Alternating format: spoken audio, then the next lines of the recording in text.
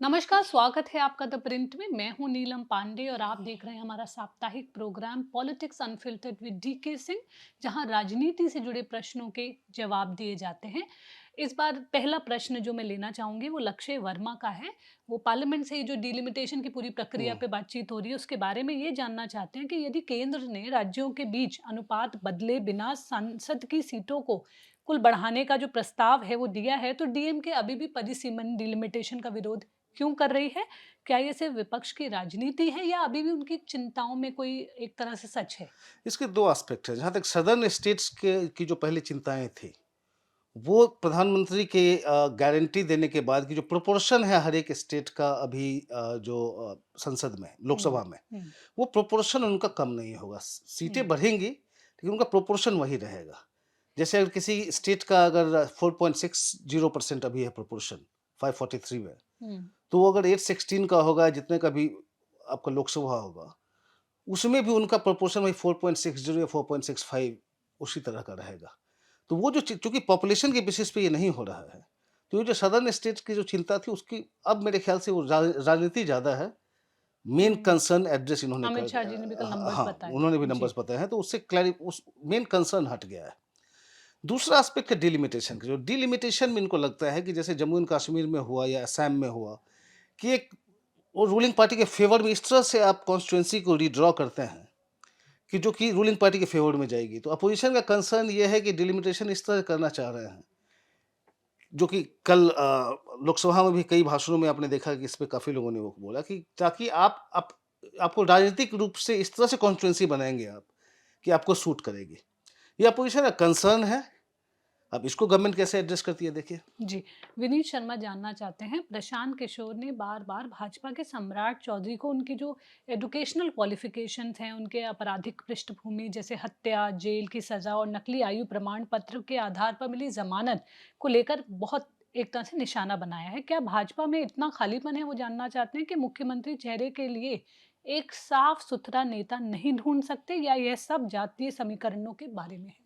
Mostly जातीय समीकरण के बारे में है क्योंकि देखिए एक लव कुश का जो कहते हैं हुँ, जो नीतीश कुमार के थ्रू अब वहाँ जो कोयरी कुर्मी जो उनका साथ में जी। ये 7% से ज़्यादा 7% से ज़्यादा का इनका वोट बैंक है वहाँ पे जो पूरी तरह से नीतीश कुमार के साथ है तो नीतीश कुमार को हटा जब हट गए हैं वहाँ से तो बीजेपी उस वोट बैंक को और कंसोलिडेट ही रखना चाहेगी मतलब बीजेपी के लिए इंटैक्ट। इंटैक्ट तो ये आपके ये भी हैं जैसे सम्राट चौधरी वो कोयड़े हैं मतलब हुँ, कास्ट वाइज देखें तो उनसे उनका कॉम्बिनेशन उनका इंटैक्ट रहता है तो मेन कारण वो हुआ है जी। और उसके अलावा ये ऑफ कोर्स ये बात है कि काफ़ी दिन से देखिए वो आपके डिप्टी सीएम रह चुके हैं, वो बीजेपी के state state president. State president रह चुके हैं, तो उनका एक्सपीरियंस भी एडमिनिस्ट्रेशन में भी है, पॉलिटिक्स में भी है। तो बीजेपी वो देख रही है। जहाँ तक अपोज़िशन के एलिगेशन का सवाल है, अब देखिए अगर एलिगेशन स्टिक करता है जनता में तो फिर हार जाते हैं ना सब। हुँ। और बीजेपी कभी भी अपोज़िशन क्या कह रही है उसके बारे में बीजेपी रियली इस तरह बॉदर करती नहीं। हमारे एक और व्यूअर का प्रश्न है पश्चिम बंगाल के बारे में। वो कहते हैं इस बार विभिन्न जिलों में अपने कई चुनावी भाषणों में टीएमसी प्रमुख ममता बनर्जी को इस तरह के वाक्य कहते हुए रिकॉर्ड किया गया है कि अगर मैं इस बार हार गई तो आप मुझे फिर अपने बीच नहीं पाएँगे। वो ये जानना चाहते हैं कि क्या इस तरह के वाक्य अब तक उनके कार्यकाल में अभूतपूर्व है या फिर आपको लगता है कि ये सिर्फ़ एक भावनात्मक एक तरह से तरीका है वोटों को बटोरने का? या आपको लगता है कि एक तरह से उनको भी उम्र का दबाव या ओवरऑल एक एंटी इनकम्बेंसी उनके ऊपर बन रही है? ये सारे फैक्टर्स हैं। देखिए एक एंटी इनकम्बेंसी तो है ही, हुँ, टीएमसी प्रेशर में है। टीएमसी के नेताओं को लग रहा है कि मतलब कि हम एज है उनका, वो जीत जाएँगे, लेकिन फिर प्रेशर काफ़ी है इस इलेक्शन में। तो इसलिए ये सारा भावनात्मक अपील जो देख रहे हैं, वो एक्चुअली वो उसी डायरेक्शन में है कि एक जी। इमोशनल अपील की कोशिश हो रही है उसमें। जी, हमारे व्यूअर एरिक जानना चाहते हैं परिसीमन बिल के बारे में। वो कहते हैं कि गृह मंत्रालय की एक स्पष्टीकरण कहती है कि 129 में से 543 सीट जो कि 23.76% बढ़कर 195 हो जाएगा 816 में, तो 23.90 हो रहा है।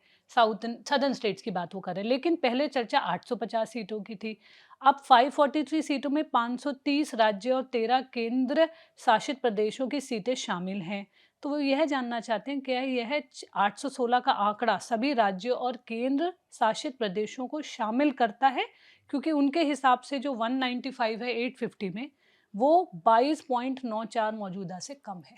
देखिए, अगर 850 से कैलकुलेट करेंगे तो आप सही कह रहे हैं, मतलब वो थोड़ा-सा कम ही हो जाता है। हुँ, लेकिन ये सारे बिल्स में उतनी क्लैरिटी से नहीं है। बिल क्या कहती है कि not more than 815 for the states hmm, and not more than 35 for UTs.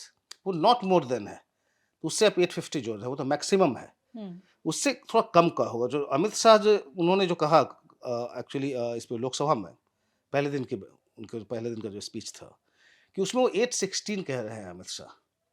तो 816 के हिसाब से उन्होंने जो भी फ़ॉर्मूला बताया वो 816 के हिसाब से बताया है।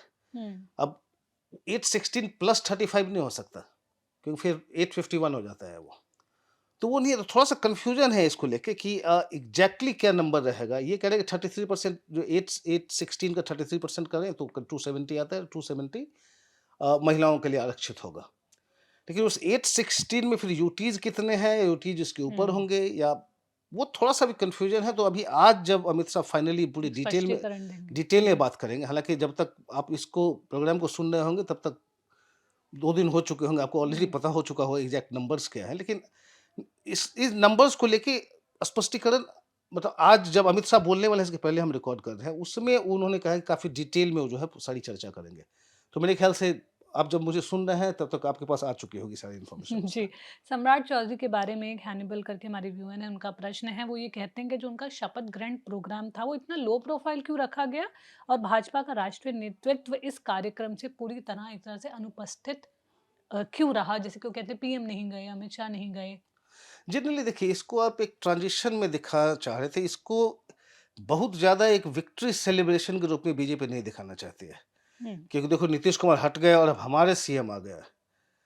तो वो उससे थोड़ा-सा उनको प्रॉब्लम हो जाती है नीतीश कुमार से या जेडीयू से, कि ऐसा नहीं है कि बीजेपी की का हुँ, विक्ट्री सेलिब्रेशन है, हमारा सीएम हो गया है। हुँ। एक तो रूटीन तरह एक से। रूटीन तरह से इसलिए वो दिखाना चाहते हैं कि दूसरा साइड जो है सो उससे हर्ट ना हो जाए। जी। हाँ। ललित जानना चाहते हैं, अगर भाजपा बंगाल, तमिलनाडु, केरल हार जाती है और असम जीत जाती है और अगले वर्ष उत्तर प्रदेश जीत जाती है और उत्तराखंड हार जाती है, तो भाजपा के अंदरूनी समीकरण पर क्या फ़र्क पड़ेगा? क्या बंगाल हारने से अमित शाह की पकड़ कम नहीं हो जाएगी? और अगर देवेंद्र फडणवीस महाराष्ट्र जीत जाते हैं, जैसे मुंबई निगम भी, और अगर योगी और हिमंत बिश्व शर्मा भी जीत जाएँ, तो उन तीनों की दावेदारी मजबूत होती है और शाह कमज़ोर वो कहते हैं। दूसरा वो ये जानना चाहते हैं, मोदी के 2029 में आपको लगता है वो चेहरा होंगे? उनको शायद ये लगता है कि 2029 तक उनका रहना मुश्किल हो। अब देखिए, तो काफ़ी मैटर ऑफ स्पेकुलेशन है, इस पे कहना बहुत, कैसे पॉलिटिक्स यहाँ से आगे जी। जाएगी। तो बहुत सारे डायनामिक होता है पॉलिटिक्स, वो कैसे चेंजेज होते रहते हैं सर्कमस्टेंसेस, उसमें बाद में देखा जाएगा। जहाँ तक हारने के बात है, अभी करंट राउंड में भी सेटबैक होगा बीजेपी के लिए। लेकिन वो अब देखना पड़ेगा कि वेस्ट बंगाल में बीजेपी ने क्या और इम्प्रूव किया है हुँ, या पीछे गई है। और कितना इम्प्रूव और फिर किया है? बीजेपी अगर हुँ, जीत भी सकती है, अगर जीत गई तो उसका अलग एक होगा एक इम्पैक्ट। अगर अब 77 पिछली बार जीती, इस बार सपोज 100 आ गई, फिर आप ये नहीं कह सकते कि अमित शाह का फॉल्ट है। हाँ, 77 से अगर 40 आ गया तो आप अमित शाह को फॉल्ट कर देंगे। बट एनीवे, अमित शाह को जज केवल 1 इलेक्शन, 2 इलेक्शन से नहीं किया जाता। 2014 से आप देख रहे हैं, उनकी पूरी मेन स्ट्रैटेजिस्ट पार्टी के रहे हैं, और पार्टी कहाँ से कहाँ तक चली गई है। तो 2-4 असेंबली इलेक्शन से अमित शाह की, मतलब उनके अपने उनका जो स्टेटस है, उस पे मेरे ख्याल से कोई फ़र्क नहीं पड़ेगा उस तरह से। हाँ, अब जैसे अब कह रहे हैं कि योगी आदित्यनाथ अगर थर्ड टर्म में आ गए फिर से जीत के, हुँ, देखिए दावेदारी बढ़ेगी, वो सही बात है।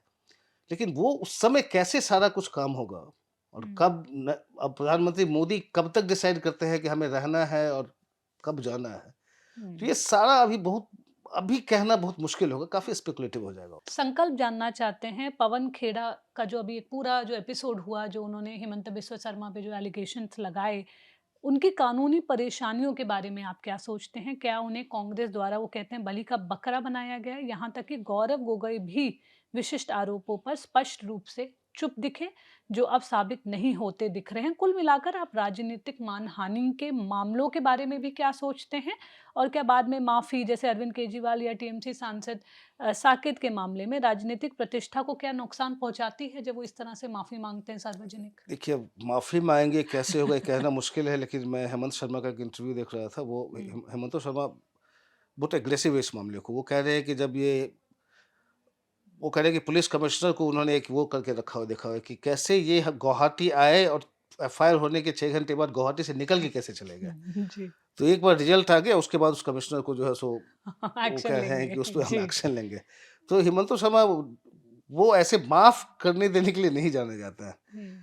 तो अगर वो दु फिर से अगर उन्होंने पावर रिटेन किया, तो फिर अब मुश्किल हो जाएगी फिर इनके लिए फिर एक जुडिशरी भी पवन खेरा के लिए आ सकती है सपोर्ट में। मतलब उनको हुँ। जुडिशियल रिकोर्स ही एक बच जाएगा, क्योंकि कंप्रोमाइज़ हिमंता शर्मा तो उस मूड में एकदम नहीं दिख रहा है।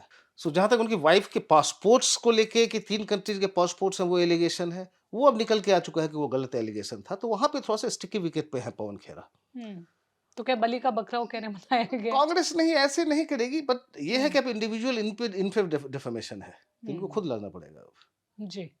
रोहन्ना वालकर जानना चाहते हैं, आपके ही हाल के पॉलिटिकली करेक्ट आपने जो प्रोग्राम किया था, आपने कहा था कि एसआईआर से जुड़े मुद्दे में आप सीधे सीईसी को दोषी एक तरह से नहीं देखते हैं, लेकिन बंगाल एसआईआर में बिहार एसआईआर जैसे लगभग वही मुद्दे सामने आए। क्या यह उनके नेतृत्व की विफलता नहीं है कि एसआईआर प्रक्रिया में सुधार किया जाए? और ईसी जैसे छोटे संगठन में क्या अंततः जिम्मेदारी सीईसी पर नहीं आती है? और क्या यह उनका कर्तव्य नहीं कि संगठन के कार्यक्रम सुचारू रूप से चलें? देखिए, तो सीईसी पे मैंने उनको कहा कि बेनिफिट ऑफ डाउट कह सकते हैं आप। जी। लेकिन वो जो एक एक कमीशन का एक इनकॉम्पिटेंस जो वहाँ के डिसीजन मेकर्स का दिख रहा है, कि अब जब एपेलेट ट्राइब्यूनल्स बनाने थे आपको, सेटअप करना था पूरा इंफ्रास्ट्रक्चर वहाँ पे, और फाइनल वोटर लिस्ट तैयारी के पहले आपको सारे जितने भी अपील्स थे निपटाने थे। आपने वो सारा कुछ नहीं किया, जिससे 27 लाख वोटर्स उसमें बहुत सारे जेन्युइन भी होंगे, लेकिन उनका राइट तो है अपील करने का। अब वो सारे बाहर हो गए, अगले इलेक्शन में इस इलेक्शन में वो वोट नहीं दे सकते। अब जब उनका अपील सेट होगा होगा फाइनल तब होगा। लेकिन इस इलेक्शन से वो सारे बाहर चले गए। वो ईसी और सीईसी की रिस्पॉन्सिबिलिटी वो बनती है। जहाँ तक सीईसी का ये एसआईआर प्रोसेस की बात है, तो देखिए बंगाल में जो भी हुआ, आपने यूपी में देखा क्या हुआ है। यूपी में जितने भी बीजेपी के स्ट्रॉन्ग होल्ड्स हैं, हुँ। वहाँ पे सबसे ज़्यादा डिलीशंस हुए हैं। इनफैक्ट एसपी वाले स्ट्रॉन्ग होल्ड में कम हुआ है। हुँ। मुस्लिम डोमिनेटेड डिस्ट्रिक्ट्स में कम हुआ है वहाँ पे डिलीशंस। तो अब उसमें फिर अब किसको ब्लेम करेंगे? तो ऐसा है, प्रोसेस में बहुत सारा प्रॉब्लम्स हैं। जी, बहुत जल्दबाजी में चले गए इस प्रोसेस को लेके, उससे ये सारा कुछ प्रॉब्लम हो रहा है। इसकी जी। ज़िम्मेदारी बनती है, मतलब सीईसी की ज़िम्मेदारी बनती है इसके लिए। एक आखिरी प्रश्न हमारे व्यूअर नाम यूज़ करते हैं ब्लूटूथ, वो जानना चाहते हैं क्या वाम मोर्चा बंगाल 2026 चुनाव में कम से कम 1 या 2 सीट जीतेगा या विधानसभा चुनाव 2026 में महाशून्य हासिल करेगा? देखिए, अब ये कहना तो मुश्किल है, लेकिन मोहम्मद सलीम कह रहे हैं कि इस बार डेफ़िनिटली लेफ्ट अच्छा करेगी। हुँ। तो अब उनका होप है, देखते हैं। हम तो कह नहीं सकते कि वो क्या शून्य होता है? रहेगा या कुछ बेटर करेंगे उससे। जी, हमारे व्यूअर्स के सारे प्रश्नों का जवाब देने के लिए बहुत-बहुत धन्यवाद। हम हाज़िर होंगे अगले सप्ताह नए प्रश्नों और जवाबों के साथ।